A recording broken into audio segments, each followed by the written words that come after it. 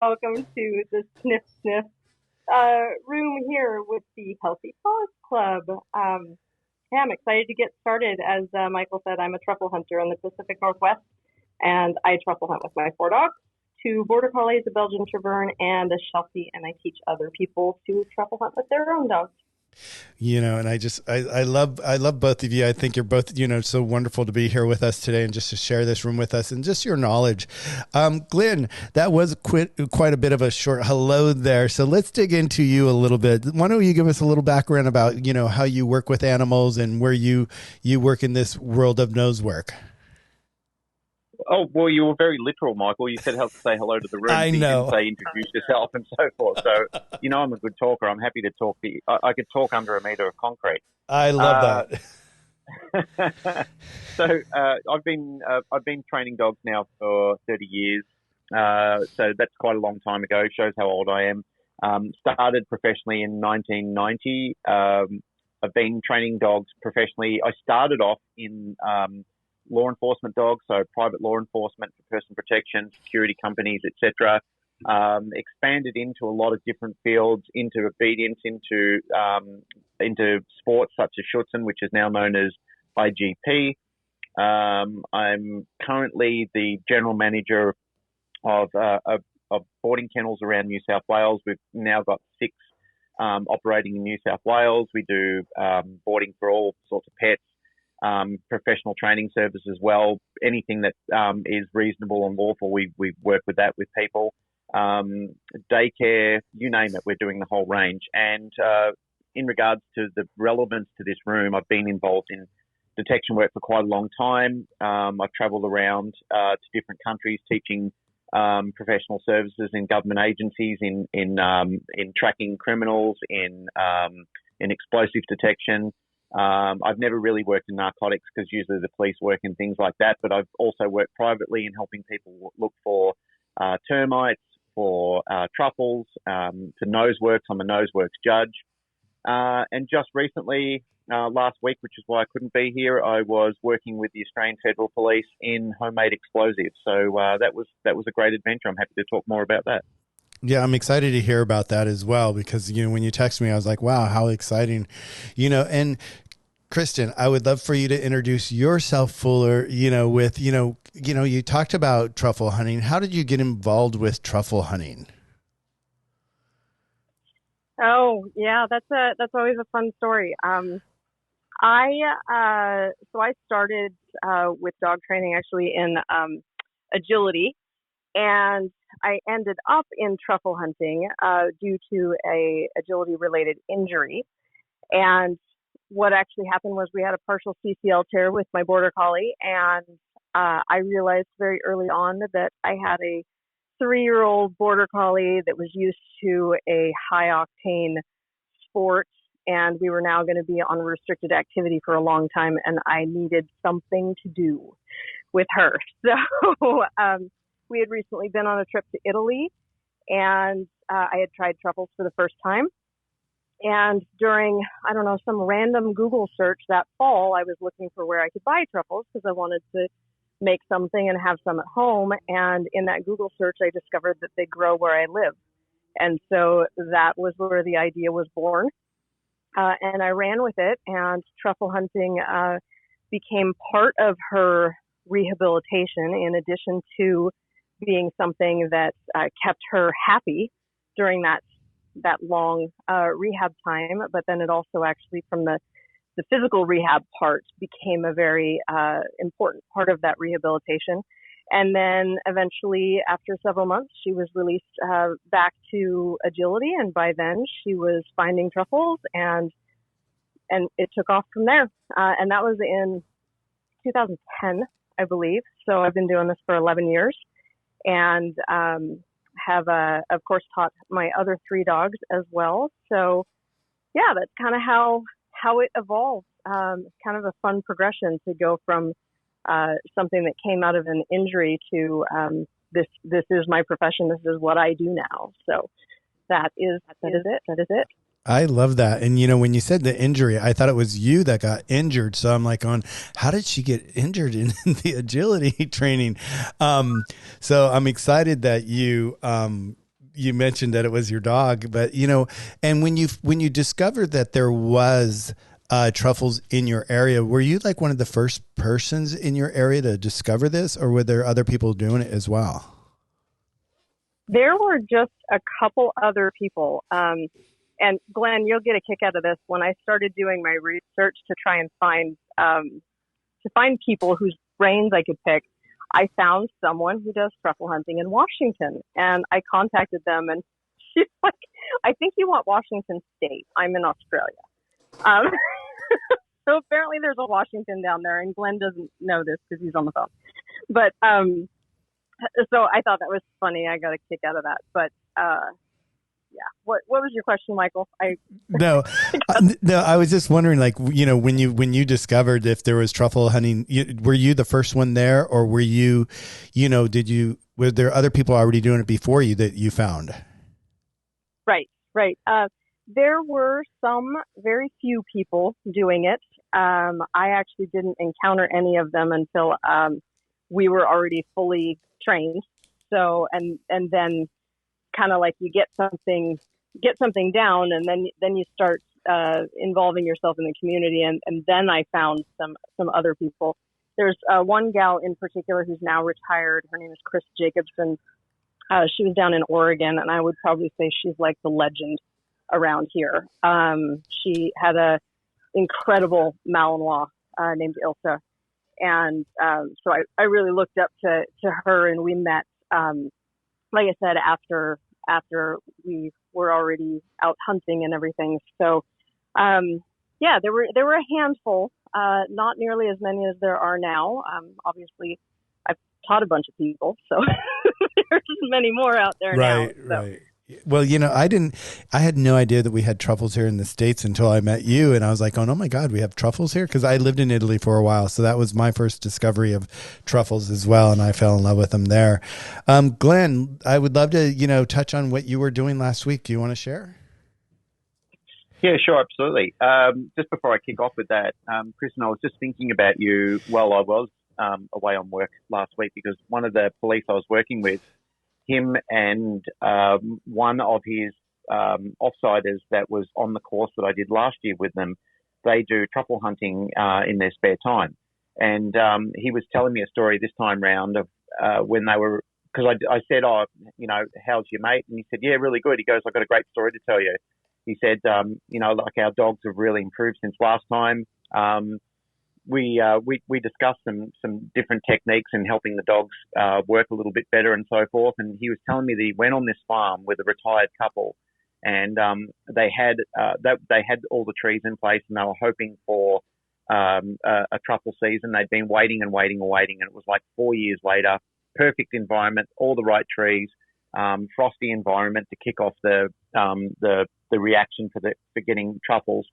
And apparently the lady on the farm was in tears, and she said to my mate, look, I just don't think this is going to work out. We're just seeing nothing. We've had people coming through trying to look for them. We're about ready to give up. It's just about breaking us. And he said, well, can I send the dog out and see how we go? And while they were talking on the farm, he said, she was getting quite teary, and the dog was running around, and the dog stopped on the spot and indicated and walked over and started digging. And they found truffles. So it was a really great story. That's fantastic. And I'm sure that orchard owner was just probably in even more tears after that, because I know it can be a very emotional time when they get their first truffle. It is a long wait for those orchard owners. Yeah, it sounds really nerve-wracking, because he went into great detail about, like what they've sunk into the property and how much work they've done. And I think they pulled up 20 odd kilos of truffles, so they were quite delighted. Yeah, that's amazing. And that's also really impressive, because that's pretty young for a truffle farm to start producing. In my understanding, it's usually more like 6 to 10 years before people start actually seeing real production out of it. So that's awesome. Yeah, I was pretty happy about it.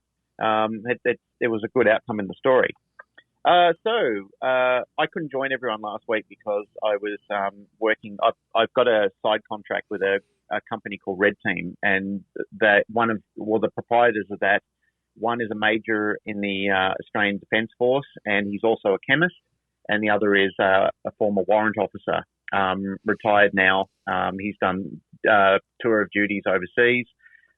His job was a bomb tech, so his role was disarming explosives, and he was working alongside special forces groups and so forth. So he would actually go out on patrol, and any of the explosives they will find, he was the guy that walks out in the suit and has to disarm them on the side of the road and so forth. So terrifying job, but nonetheless, it was something that he was well prepared for and very well equipped for, and apparently very good at, because he's still here and got all these hands and limbs on his body. So they've formulated a company called Red Team. So what Red Team do is they specialise in all X-ray equipment. They train a lot of government agencies on homemade explosives, and that's the part where I came in, because they actually have a license in Australia in certain states to manufacture them on site. In small quantities, of course. And then what I do is I come in and help the agencies with their dogs, working throughout the week, learning to detect those odors. Because they're so sensitive, and because they can't be kept on site, or they can't be kept in bunkers or anything like that. They have to be manufactured, trained, and then we take them down to the range and detonate them all during the end of the week. But fabulous, really, really great week. It was wonderful to work with a bunch of consummate professionals who really take the job seriously, understand the dangers that are involved in it, and are working tirelessly to protect our borders, and even like our local airports, railway, transit systems across the nation. These men and women are working tirelessly. The trainers are doing a fantastic job. The scenarios they set up, the equipment that they've invested in, the dogs that they're working with, they're just, they're very, very brave men and women, and they work around the clock with this type of work. They're on call all the time. They're in training as much as they possibly can do, and because we actually take them out to the range and they're watching what these, even small quantity detonations can do. It's imperative for them to understand the high risk that they're involved in, and the high risk the public are involved in if this is missed, and that's why they do take it so seriously. And I'm really proud to be a part of that, because it's something that's very dear to me. I mean, that's one of the reasons that keeps me very interested in this field, is working with detection dogs at that high level. But regardless, whether it's high level, whether it's high stakes, even things like what Kristen is doing with the truffle detection, that's very high stakes to people who have got orchards and the dogs that are working for that. And even in my field of doing noseworks judging, there is an incredible amount of discipline and an incredible amount of work that goes into that as well. And for people that are at the high end of that, who are going into the high stakes regions of that, like, the high levels, to them it's very important. They train tirelessly as well. So detection, regardless of what the odor is, to anybody who's doing it, and especially who is taking it very seriously, it's an incredible discipline, and it's a wonderful thing to watch. And it does take a lot of time and a lot of effort, as does with many things, like whether you're talking about professional obedience, or you're talking about police work, or you're talking about sports, or anything that people are doing. There's a colleague of mine and somebody I have a great amount of respect for in the audience, called Jay Jack, who started a dog sport for a lot of underdogs called GRC, which is terrific, absolutely wonderful for a lot of dogs that people discard as problem dogs. So my hat's off to anybody in any field, in any discipline, who works that hard. The only difference with like with Truffles and noseworks and so forth, is they don't explode and they don't injure or kill people or infrastructure and so forth. But nonetheless, as I said, there is importance placed on everything. But with this, it's just something that you can't miss and you can't get wrong. Wow. What a wonderful thing to be involved with, Glen, because, I salute those people who do this, what you're talking about. And it's like, it's just like, It takes a certain type of person. I know Ryan. We've done rooms with Ryan, and he was in the Army, and he was working with bomb sniffing dogs. And the stories that I've had with him offline has just been just intense, and just so it is, so important. Did you find that you had any new awakenings by being in this group and learning? What did you take away from that? So vapor pressure is basically how any molecule reacts with the environment, and how much vapor pressure it gives off is dependent on how easy it is to find. Like truffles, for example, have quite a high vapor pressure because they're quite stinky, whereas things like diamonds have literally no vapor pressure at all because they're such a hardened, or one of the hardest substances known to humanity. Whereas, like organic properties, some give off a lot of vapor pressure, whereas some give off very, very little. So the difficulty in looking for some of these odors is extremely high, and that's why it takes such a huge amount of discipline, and also having the right selection of dog for it at the time as well. So that's something that is absolutely a necessity for the job, is to make sure that they're sourcing dogs from great breeders or people that have a knowledge of how serious this is and what the dogs are required for. And again, if we switch tracks and get back into truffle hunting, it's the same sort of thing. You need a dog that can run wide open fields, work off lead, be reliable, and still have a good nose on them at the same time. So I always, like I said, it's always something that I take away from every group, watching the handlers work, watching how intuitive they are on the dog's body language. Like they know when the dog is has a change of behavior because the dog is an odor, and they're starting to become aware that the dog is close by, where we've hidden it. So we do a lot of scenario work where, they've got all different scenarios set up on their property, in a lot of different environments, from outdoor to indoor to, factory sort of environments, et cetera, because they just leave nothing to chance. They cover everything. And this is why I have such great respect for them, because they put a lot of money and a lot of research and a lot of effort into it all. And it's just, every time I go there, I'm just in awe of how much work goes into it, how much effort goes into it behind the scenes, not only with the people who are working on the ground with the dogs, but the infrastructure inside as well, like what the administration team are working on, like what they're researching, the investment they put into further training. That leaves me in awe every time. And it's wonderful to see. It reinvigorates me, and it gets me really excited about training dogs again. Wow. So is there a particular breed that people like to use for this? For most of the law enforcement groups, for that type of work, they're generally using field-trained Labradors or field-bred Labradors. And there's a person in your country that I have a huge amount of respect for, and he's someone that we dub the grandfather of sense, and that's a guy called Pat Nolan, who has an extensive history in field genetic-based Labradors that he's been. He really started all this. He invented a lot of the materials and a lot of the apparatuses that we use in training these days. So, that type of dog is something that they generally use in and around airports. Some use Springer Spaniels. Springers are very, very good for off-lead and for field work, for covering large amount of areas, because they can move so quickly around a large space of area, and they've got so much vigor and so much enthusiasm to work.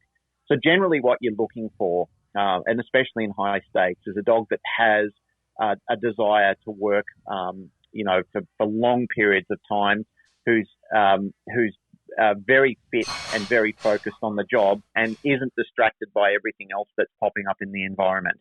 It's an absolute must for this type of work, because, if the dog's mind is not on looking for odor, and it, wants to go off and play with other dogs or chase squirrels or anything like that, then it puts you in enormous risk. The other thing, especially when you're working with things like explosives, is you need a dog that is calm in temperament as well, because you can't have a dog that is, bouncing on top of luggage or going over and being very active when they're doing a find. And what I mean by active is scratching at things or pushing them with their nose. because anything like that could create a detonation. So there's so much consideration that has to go into it. But generally speaking, Michael, to get back to the crux of the question, is you're generally looking for a dog that the public considers non-invasive. So a friendly-looking dog that when it is working in airports or is working around transit sort of locations, that they don't look at it as, oh, this is a bitey dog. It's more that they look at it as, oh, this is a police detection dog, non-invasive in nature, and it doesn't really bother them as a general public rule. Wow. That's, for me, it's interesting because we did a room yesterday with, animal actors, and they're always looking for that dog that is bouncing off the walls, that is hard to control. And they say those are usually the best for, stage animals. And so it sounds like it's just the quite opposite here. What about you, Kristen? Do you see that? What breed do you find that works best with truffle hunting? Oh, Michael, that's a loaded question. I did want to say, Glenn, I really find that fascinating. The concept of the non-invasive police dogs. It's really interesting. It makes perfect sense, but I never thought of that. So yeah, I learned something new with that, and it makes sense. Yeah, you want dogs that look friendly, but that's interesting. So to answer your question, Michael, when we're looking at truffle hunting, any dog can do truffle hunting. Any dog who's physically sound. And I always ask people if they're looking to do the truffle hunting as a recreational sport or if they want to do it professionally, because I think that's where you get into maybe that differentiating between is this dog, and I'm not even going to say breed, but is this dog have the attitude that's going to be needed to work professionally versus you're just going out to find a few truffles, find some dinner, come home, have fun with your dog, that kind of stuff. And the reason I say any dog can do it and is basically because I have seen everything from, I have the herding breeds. I have the 2 border collies, Belgian Tervuren, the Sheltie, the woman I spoke of earlier had a Belgian Malinois.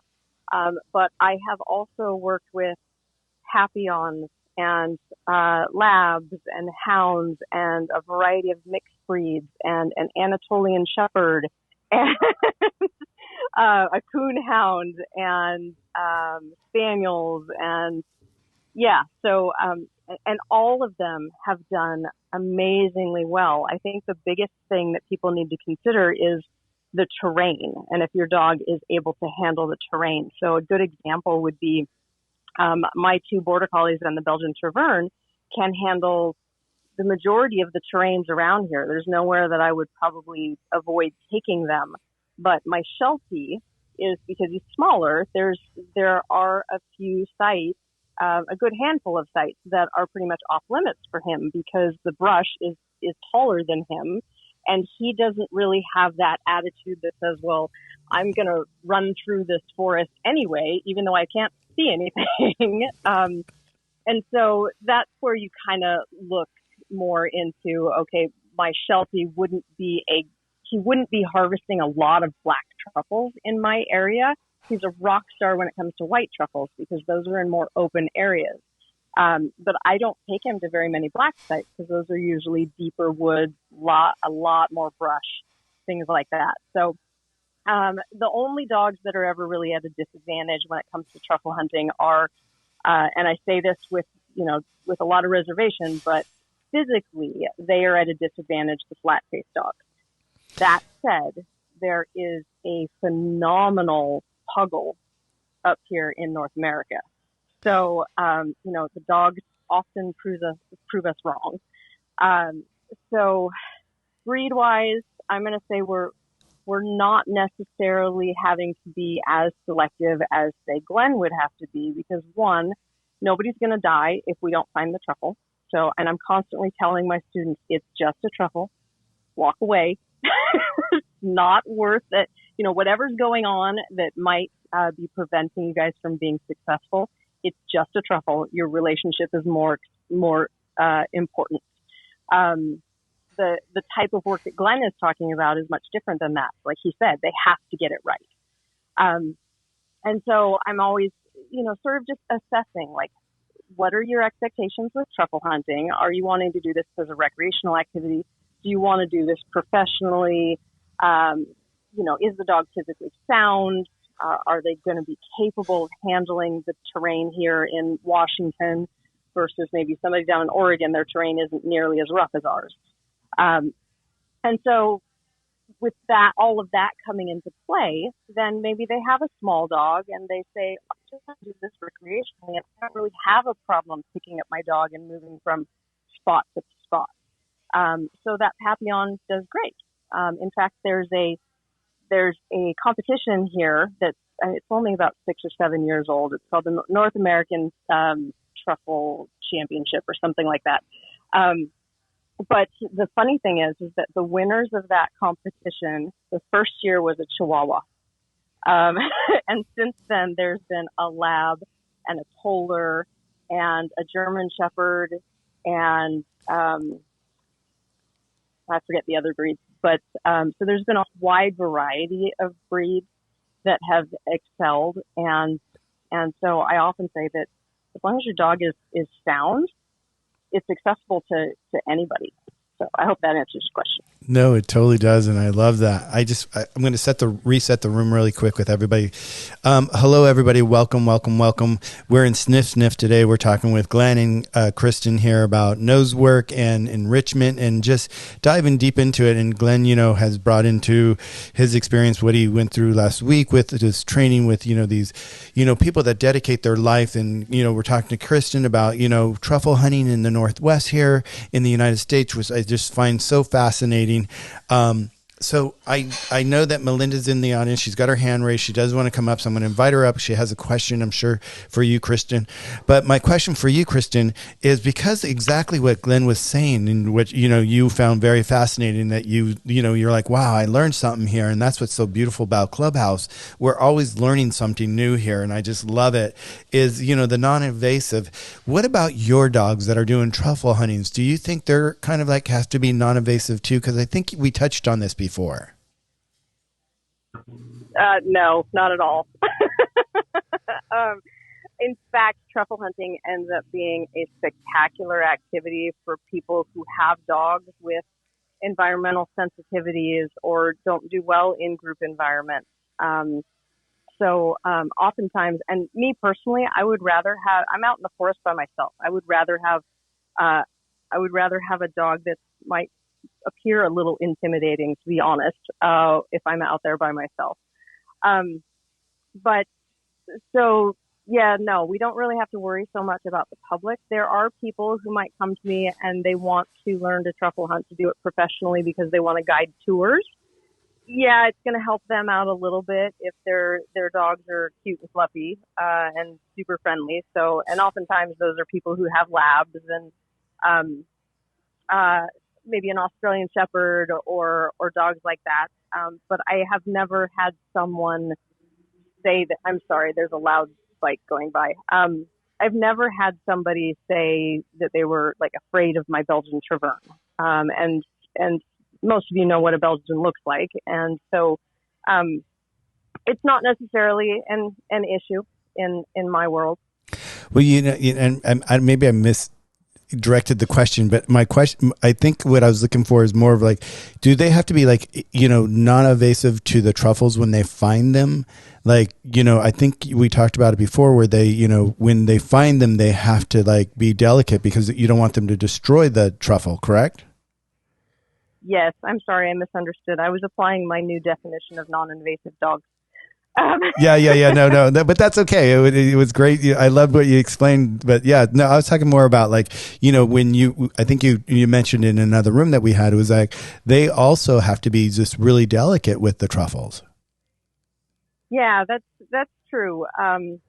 It's a bit of a combination of the dog being willing to get in there to access the truffle, but then having that finesse to recognize when they're getting close to it and get a little bit more gentle with their paws. And so what a typical find would look like is this is after the dog has located the scent of the truffle and gotten to the point where the odor is coming out of the soil.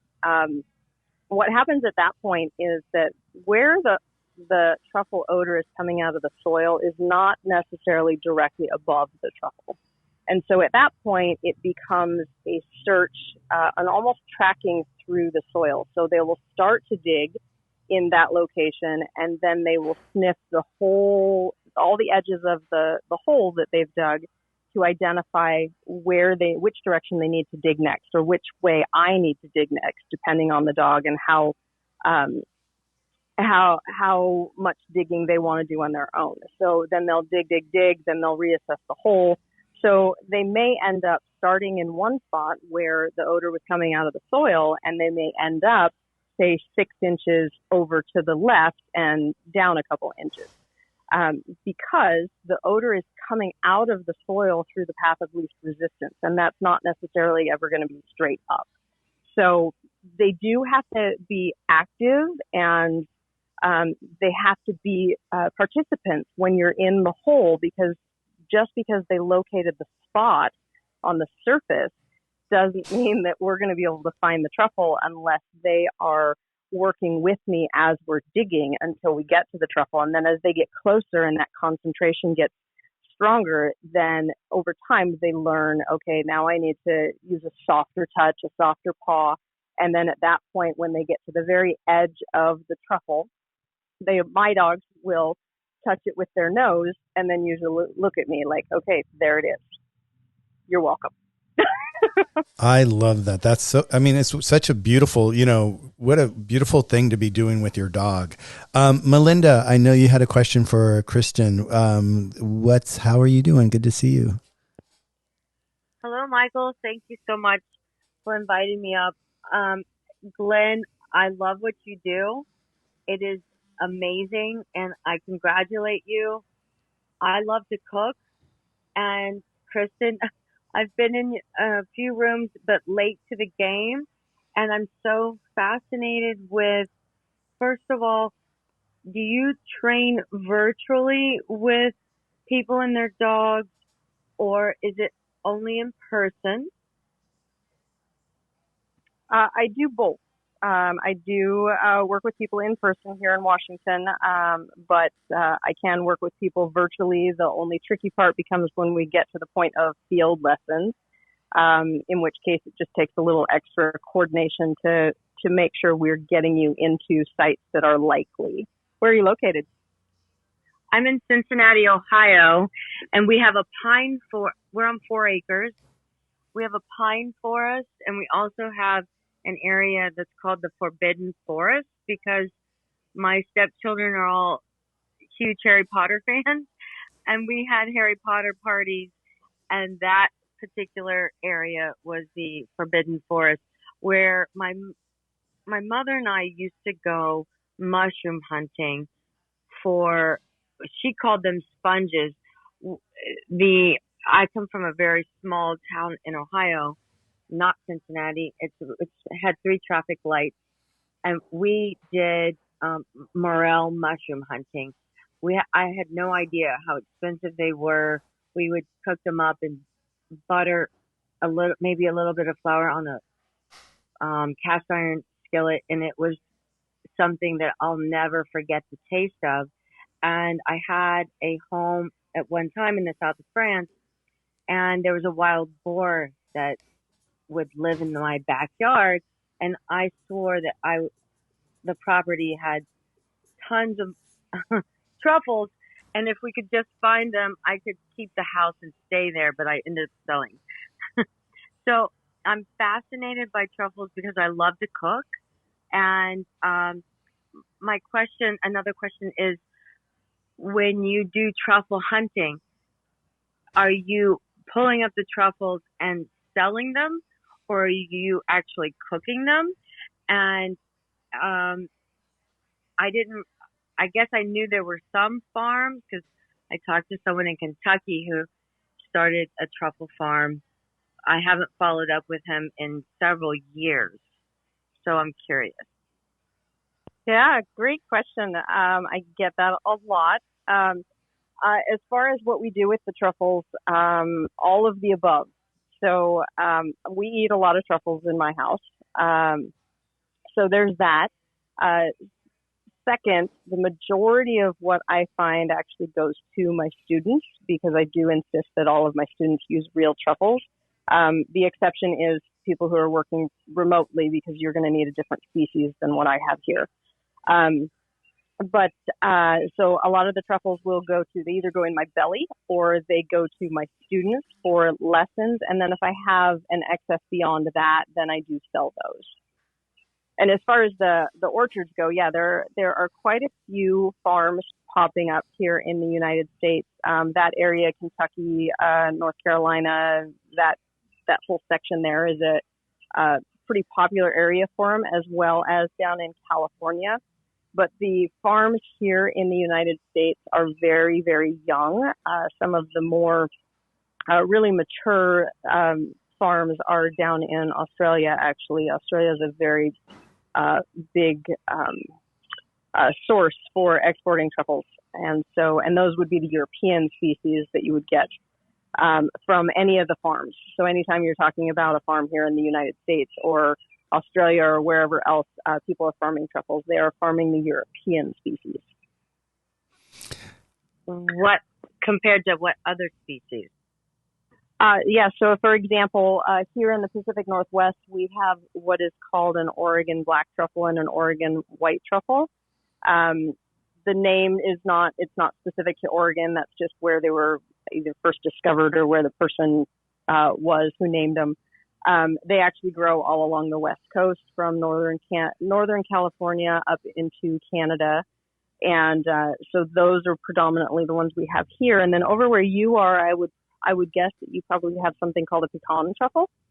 That would be something to just confirm in your area, but the pecan truffle grows all along your side of the country.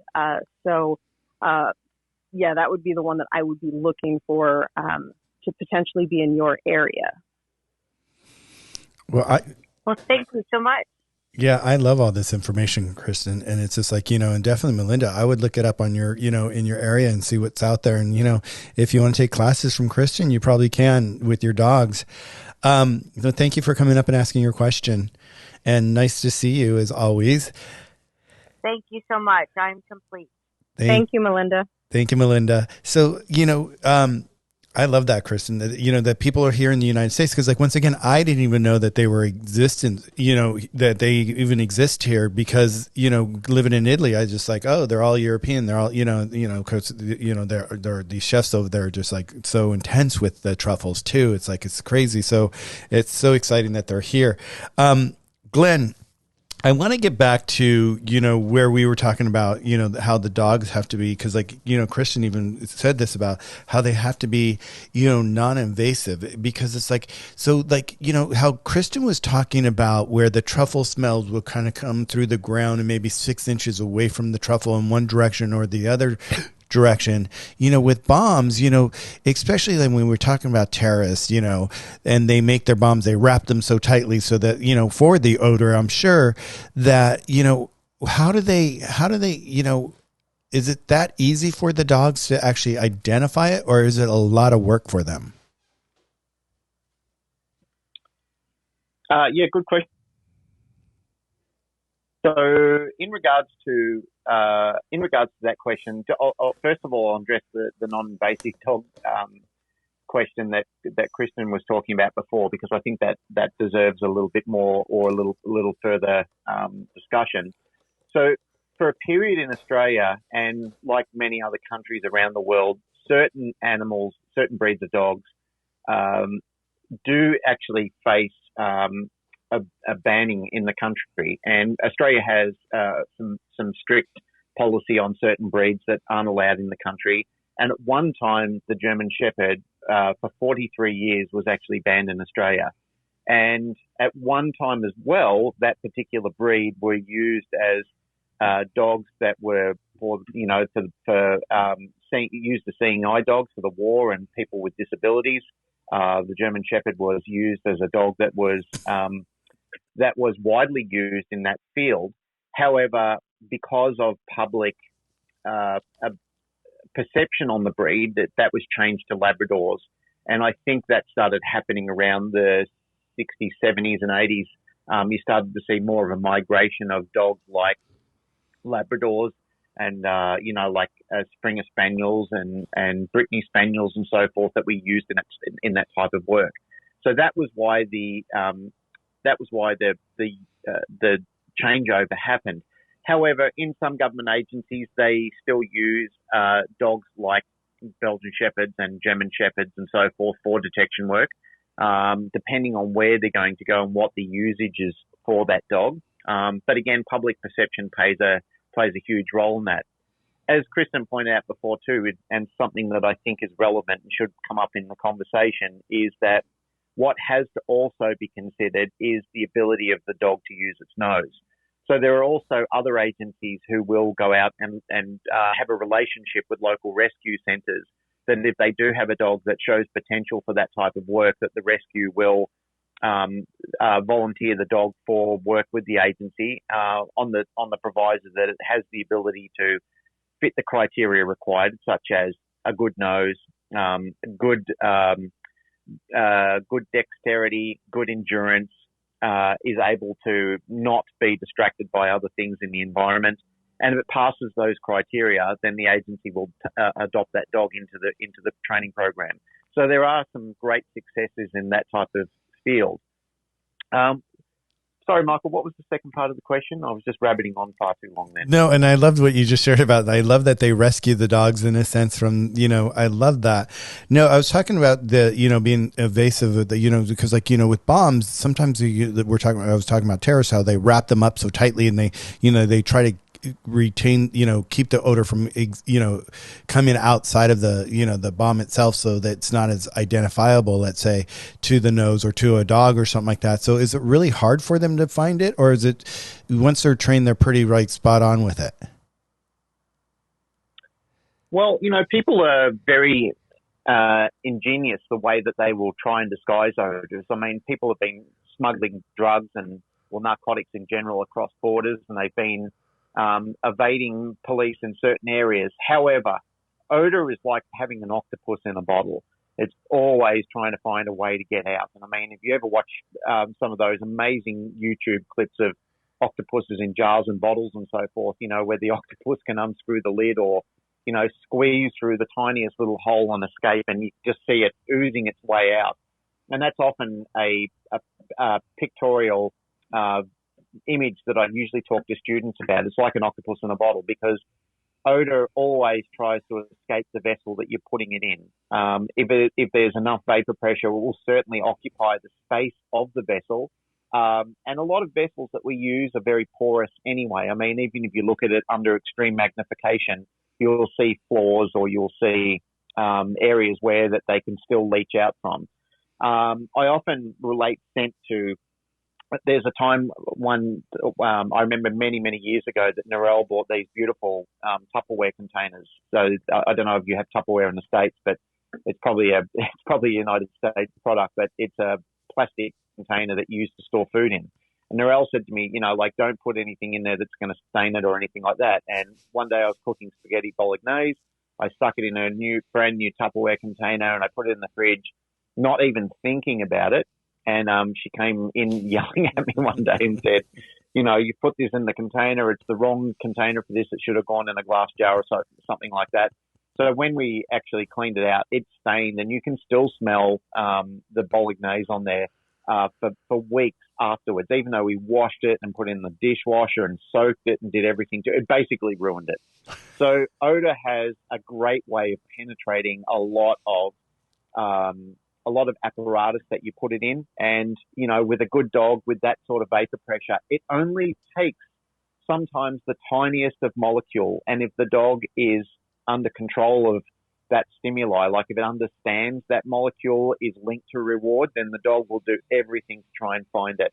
It is a huge discipline for people like myself and Kristen and many of the other incredible men and women around the planet who work in this field. Once we get the dog to understand that that's linked to reward, the dog will work very hard for it.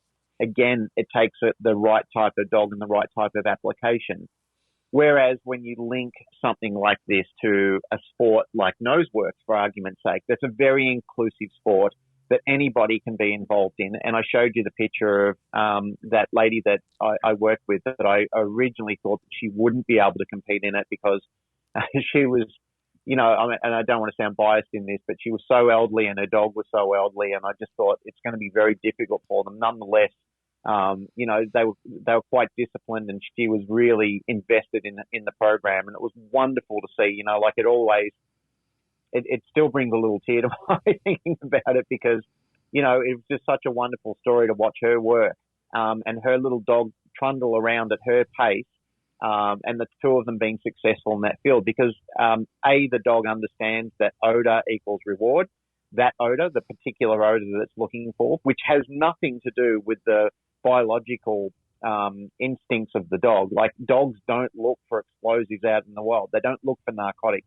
They don't look for truffles. They don't look for birch and anise or clove or anything like that. They're not looking for anything like that. They're looking for things that help them survive. But if we make sure that we have a linkage to reinforcement, and that it's going to be in the dog's advantage to look for it, and the dog understands that process, then the dog, as I said, the dog will work very hard for it.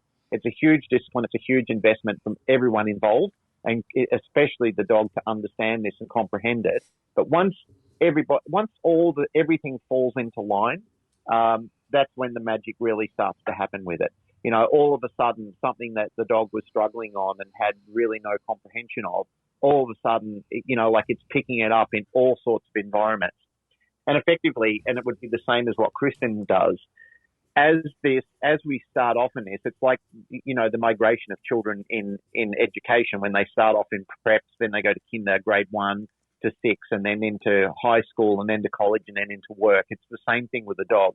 The progression happens at the which is always dictated by the dog. The dog sets the terms of the pace that we work at.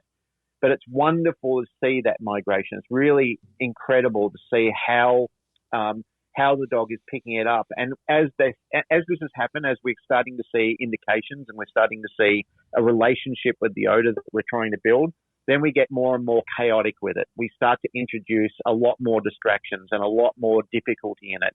And once the dog is busting through that, it's like watching a child playing a video game when they're starting to get into different levels and the progress is getting harder and harder. That's exactly what we're doing with the dogs. We're trying to trick them, and we're trying to fool them eventually when they're starting to get up around the proofing or the demonstration phase. But, like a great dog in a really successful training program, the dog will eventually have an attitude of, hold my beer. It's almost laughable to the dog, because the dog will just go, yeah, it's over there. There it is. I can smell it. It's clear as day. To us, it's invisible. It's completely beyond the spectrum that we understand. And that's why, we're in so much amazement when we watch these fantastic animals working, and, the incredible discipline that the handler and the trainer put into this work, because it's just beyond our spectrum of understanding it. And, I've got nothing but awe when I sit back and watch a final picture of a dog working in a completely chaotic environment with so many other competing stimuli around. And yet the dog ignores it and understands nothing else in this environment will reinforce me like this odor will. And it's just amazing. That is just fascinating to me. It's just, yeah, when they do, is there, like you were talking about levels, is there, like when you're training the dog to do this, is there a particular level that they have to get to in order to be a working dog, let's say? Well, what you're looking for in anything that you're doing, especially when you're starting to get to high stakes work, is you're looking at reliability in any environment that you take it in. And, there's a certain training practice that we call this the proofing phase. So primarily what we're looking for is that we can take the dog, it doesn't matter where we pop the dog out and start working. Once we start harnessing the dog up and the dog knows, okay, this is another working environment, and we tell the dog there's something in this area, find it and show me where it is. That's what we're looking for. We're primarily looking for the dog to have a fail-proof selection where It doesn't matter, if it's open field. It doesn't matter if it's indoors. It doesn't matter if it's a car. It doesn't matter if it's a kennel full of dogs. And they're often the testing criteria that we'll do. We'll put it in all sorts of environments. Like we even do things where we have such a subtle amount of odor put into an area where the dog will just walk past on its daily routine, and we want to see if the dog will just turn around and go, hang on, I can smell the prize. I can smell the linkage there. That's something that's very important to me, which I do a lot in training, is I'll put it in an area where the dog thinks, okay, I'm knocked off, I'm going to bed now. And I want to see if the dog will still switch on and say, hang on, it's there. That's what I'm looking for in that type of dog. The dog that always wants to switch its nose back on and say, I understand this process completely. Wow, that's amazing. You're talking about rewards. Do you have to give them a reward when they find it? What type of reward do you give these dogs? Yeah, great question, Michael. So yes, if possible, in the field for people who are doing explosive work, or if they're working at airports, they can't directly reward the dog right there at that time. And they also have to verify whether it's an explosive or anything like that before they can actually reward the dog on the odor at the time. So, this is what we generally refer to as an intermittent schedule of reinforcement, because they may not reward that right there at that time, but they will set up a similar scenario later on where they can control it and then reward the dog then. But generally speaking, anytime the dog is working in practice, we work on what's called a continuous schedule of reinforcement. So we are rewarding the dog on the odor all the time. And the reward is generally what is practical and what is primary to the dog at the time. So some dogs would love working with a ball on a rope. Other dogs would love working with or utilizing food as a reinforcer.